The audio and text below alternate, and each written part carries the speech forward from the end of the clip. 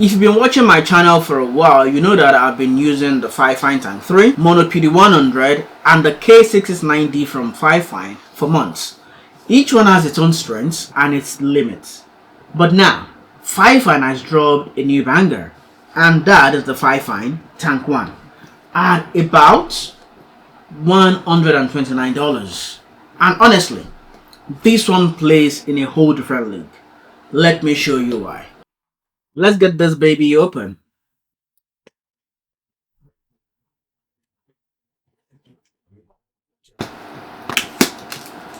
So inside the box of the FIFINE Tank1, what do you get? That is the big question, yeah, that I've been asking. So let's get it open. I like this weight. Yep. You get the user guide. And then you get the FIFINE Tank1 itself. It feels pretty heavy. I think it's about 1.38 kilograms from the information I read about it before I started recording this video. That is pretty much all you get in the box. Really, FIFINE? Alright, that's all you get in the box. You get the Tank1, pretty heavy. You get mount adapter, and then you get the user guide. I'm gonna put this box away. That is all you get in the box. And before we actually go test this out and replace what I'm using in this whole setup now, I want to tell you a little bit about it and why this might be something to consider for your YouTube, for your podcast, for your teaching, for your online classes. Really, one thing to note when you get the FIFINE Tank1 is that you will need your own audio interface and your own mounting setup, your boom arms and all that. The Tank1 feels hefty to hold, all solid metal construction. The only plasticky bit of these are the side knobs to use for adjusting the lever position right here, which I think it's pretty damn nice. So the all other parts of this body is actually metal. It has its own inbuilt pop filter, and this is about 1.5 kg.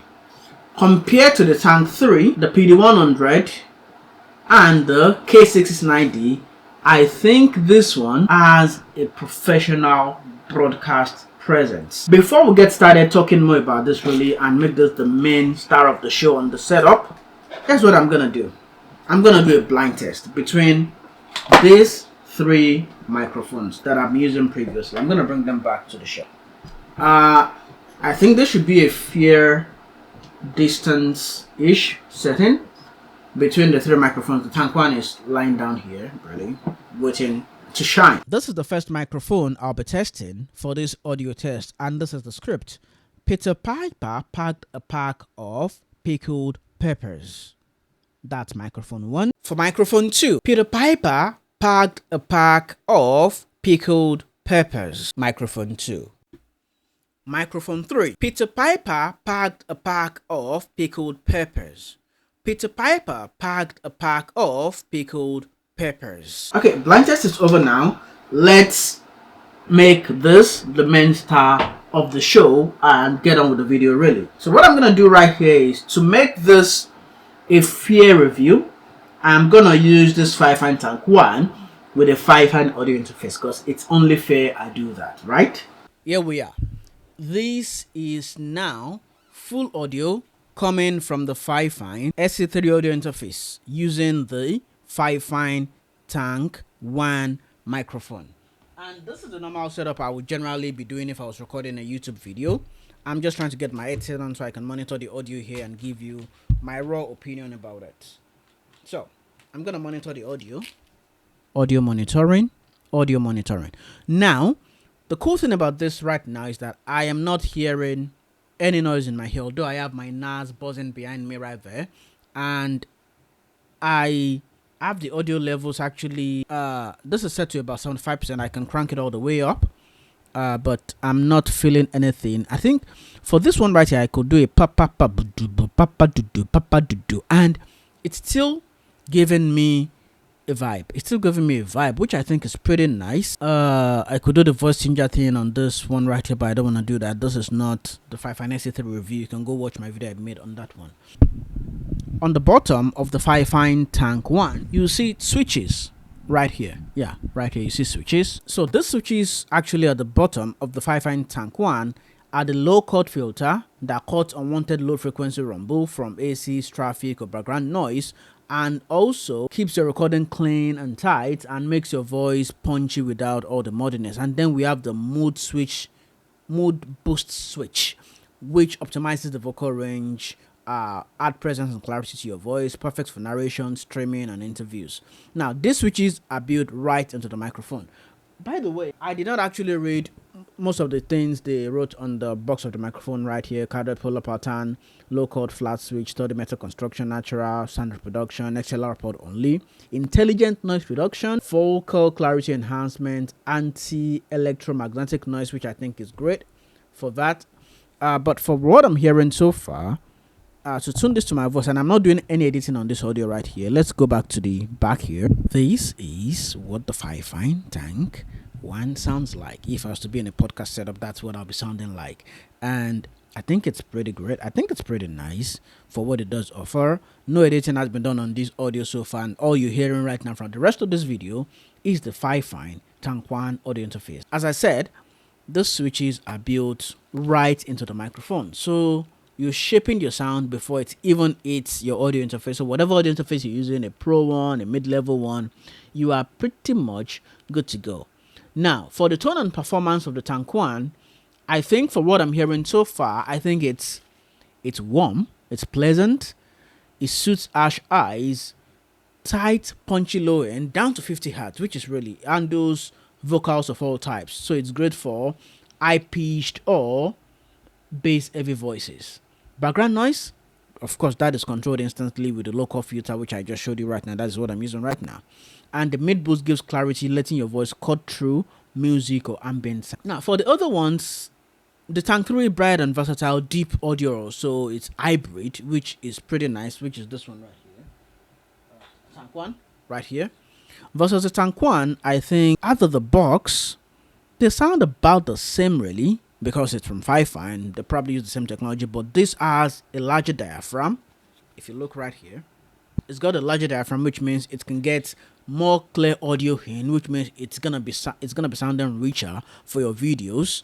And this has USB, so it's a hybrid sort of setup. Now against the PD100, this one here, and the K669D, because these are entry level, solid and functional, yes, but they don't sound as great as what I'm hearing right now into my ears right now as I'm monitoring this. I've not listened back to this on my when I'm doing the editing. I'll listen to that and see what it sounds like. But the thing is, when you do think about the price of this one, it's budget, yes, but it's not cheap. Okay, budget does not mean cheap. Budget means you're getting good quality for your money. This comes in at about $129 at the time of reviewing this video. The Tank3 currently now it's about $79, which is hybrid. The PD100 about $50 with the weighted base and an XLR cable included. I think that's a steal. The K669D roughly about $40 now because it's pretty old now, so it's sort of going home. And to be honest, this is how I would score the microphones in terms of how I think about the richness and the versatility of the audio I'm hearing from it. And that is my personal score, really. Now, the other bit you might be thinking of is what my verdict is. So what is my verdict on the FIFINE Tank1? I think personally that the FIFINE Tank1 is flexing its muscles as a budget premium microphone, a premium budget microphone. FIFINE is trying to get into that high game of premium microphones with the price and the quality, the weight even. I mentioned I've been using the Samsung G-Track Pro. This is my professional microphone. This is a pro level microphone that pretty heavy, about 2 kg. This is almost as weighty as this one. It means it does pack a punch. And if you realize, I've been saying a lot of PPPs and I'm not getting any pops, which I think is great. Because it's XLR, it's not plug and play. But it means that if you're getting this one, you're actually ready for business. It means you have your own XLR cables, quality one I hope. You have your own audio interface, which you can actually get the SE3, the SE1, or the new FIFINE SE8 audio interface if I get reviewed on the channel. Fine. Or you can get any other audio interface really, or you can use the Stream Deck XLR dock for the inputs.